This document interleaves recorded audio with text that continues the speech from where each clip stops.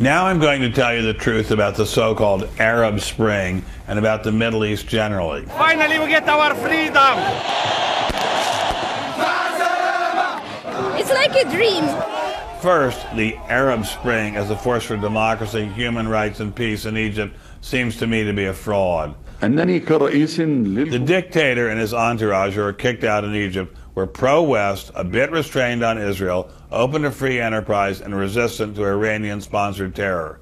Egypt is now rapidly becoming anti-Israel, pro-Iran, pro-the Iranian terrorist group Hamas, and very far from pro-human rights. They're arresting businessmen right and left in Egypt just for the crime of being successful.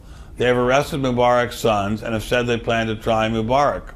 The most potent of the political forces in Egypt, the Muslim Brotherhood, hates the U.S., loathes Israel, condemns the killing of bin Laden, whom they praise as a martyr, and have been wedded to terror for their entire existence. Oh, P.S., they were closely connected with Adolf Hitler. They'll probably take over Egypt completely sooner or later. As the terrorist government of Syria cracks down violently on its own people, the UN Security Council does exactly nothing about it.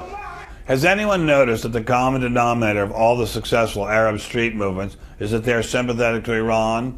When the dust settles, Iran is going to own the Middle East, except for maybe Saudi Arabia if we have the guts to help them, which I very much doubt. We're going to lose our pals in Bahrain, not nice guys, but pals of the USA anyway, and we're going to lose our pals in Yemen, and it will possibly have an actual Al-Qaeda government. There's a gigantic regional coup by Iran taking place. We're doing very little, if anything, to stop it. We're going to regret helping the Egyptians kick out Mubarak as much as we regret helping Khomeini force out the Shah.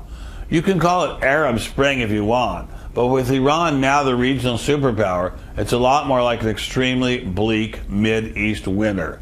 You heard it here first.